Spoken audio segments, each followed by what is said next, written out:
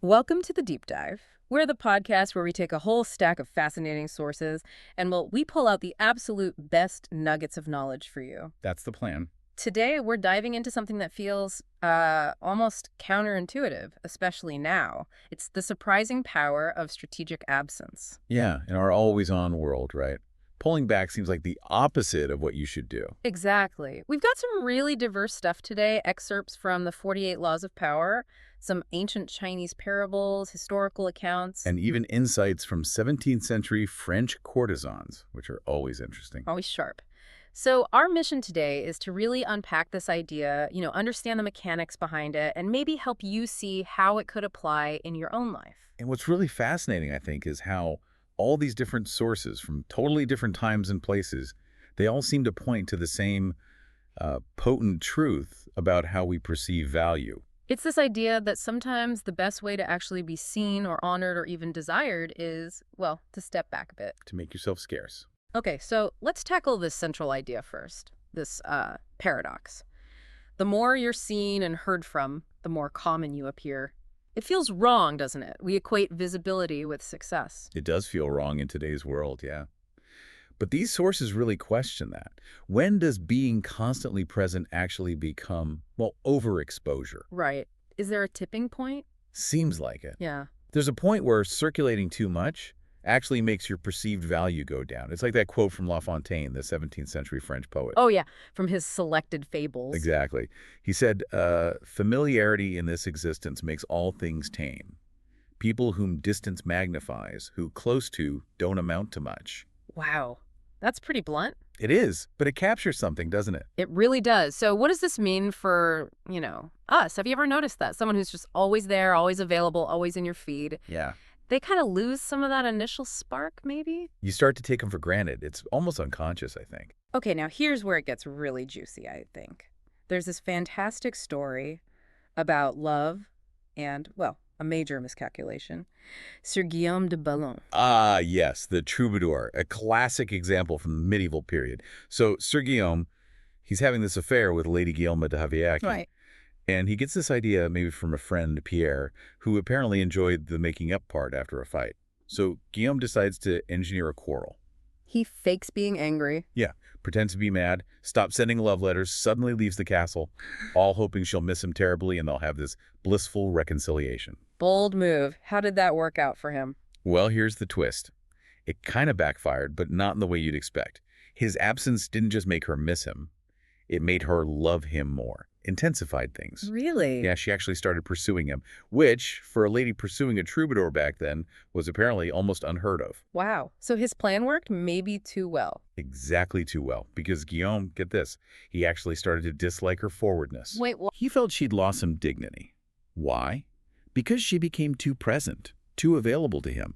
She wasn't scarce anymore. Oh, the irony. So this points to something really crucial about timing, doesn't it? Absolutely critical. The sources are clear on this.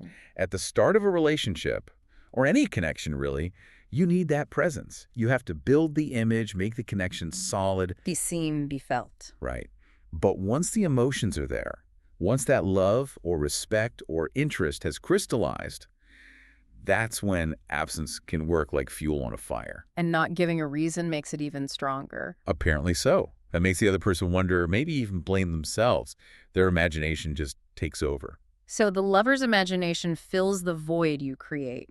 But when Guillaume chased him, Her constant presence left no room for his imagination.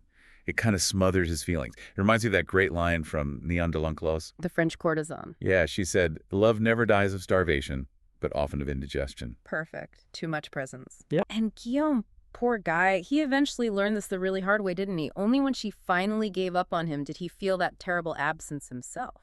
Yep. And then he had to go through all this penance and genuine withdrawal before they could finally reconcile properly. It really echoes La Rochefoucauld. Absence diminishes minor passions and inflames great ones. As the wind douses a candle and fans a fire, Precisely. it shows you need that initial spark, that established flame, for absence to work its magic. Okay, so this isn't just about romance. This principle scales up, right? To power leadership. Oh, definitely. Look at the story of Dionysus, first king of Medea. Right. The Medes had just broken free from Assyrian rule. And things were a mess. Total chaos, infighting, no real leader. Diocese was known for being fair, so people started coming to him to sort out their disputes. He became the go-to judge. So he builds up this reputation, becomes essential. Exactly. But then, at the height of his influence, he realizes something. By being so available, serving everyone, he's actually becoming, well, common. People are taking him for granted, losing respect. So what does he do? He can't just keep judging everyone forever. He does something drastic. He completely withdraws, retires, complains he's got his own stuff to deal with, that judging is taking up all his time. Strategic withdrawal. And the result? Predictable, maybe. A country falls back into chaos. Crime skyrockets. Nobody respects the law. Utter mess. And then The Medes, even though they really didn't want a king, they basically beg him to come back and rule. But he plays hard to get. He does. Yeah. Because he gets it. He understands this law of absence. He finally agrees, but totally on his terms. Which were pretty demanding, right? Oh, yeah. Huge palace, bodyguards, a new capital city. And the key part for us, he makes himself completely inaccessible. Nope, just dropping by the palace. Nope, forbidden. All communication through messengers. Even his courtiers hardly ever saw him face to face. He created this aura of mystery, of scarcity. And it worked. He ruled for, what, over 50 years? 53 years, yeah. Yeah. Built an empire. Herodotus wrote about it, saying if people saw him all the time, it would breed jealousy and resentment. But if nobody saw him, the legend would grow that he was a being of a different order. Exactly. He became larger than life precisely because he wasn't seen. Like that dervish saying, you'd rather hear why haven't you visited than oh you again. It's about making them want you. So bringing this to today, a world drowning in images, constant updates, digital everything. Yeah, does this principle still hold up? Or is it even more powerful now? Napoleon supposedly said, if I am often seen at the theater, people will cease to notice me. I think it's potentially more powerful. Think about those famously reclusive figures like J.D. Salinger or Thomas Pynchon. Their withdrawal created this intense mystique, a cult following. It's basic economics, isn't it? Scarcity increases value. Precisely.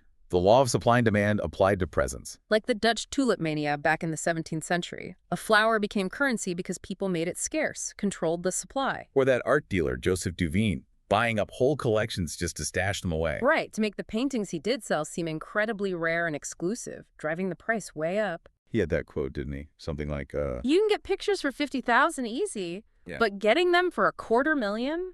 That takes effort, or something like that. He understood making things rare. It's like the sun, you know.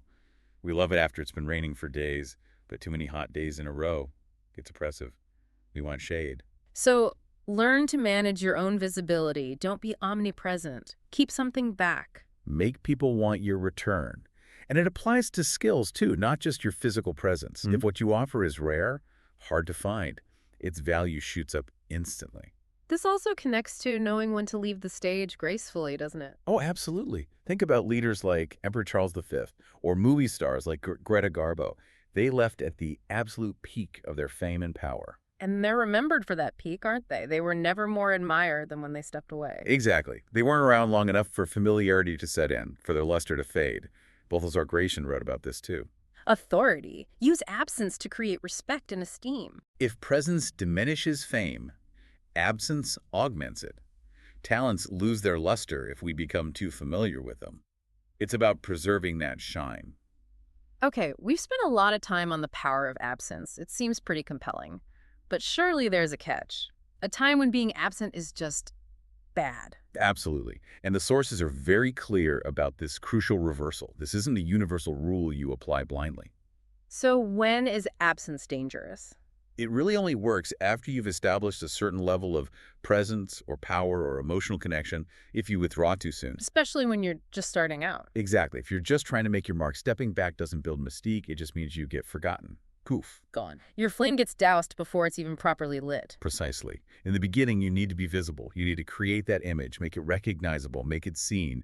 You have to build the foundation first. Until you've achieved that status, absence is just obscurity, not strategy. And think about love or seduction again. Absence only really works its magic once you've kind of surrounded the other person with your presence. Everything reminds them of you. So that when you are gone, they can't stop thinking about you. They see you everywhere in their mind. That's the idea. If you disappear before that happens, you're just someone they knew briefly. No lingering impact. So the takeaway here is Initial stages. Be omnipresent.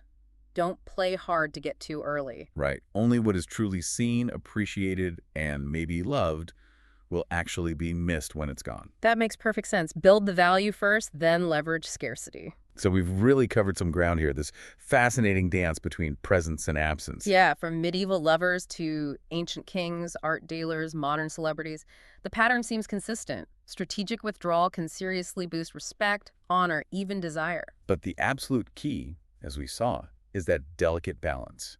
And the timing. It's not just about disappearing. It's about building that strong presence first, getting that recognition, that emotional investment. And then knowing when and how to step back, to let that absence create value, create demand. It's an art, really. It really is. So as you go about your day, maybe think about this for yourself. It's kind of a provocative thought where in your own life, maybe work, relationships, even just online, could a little strategic scarcity actually be beneficial? And just as importantly, where do you maybe need to lean in, be more present right now to build that foundation before you can even think about using absence as a tool? Lots to consider there. Indeed.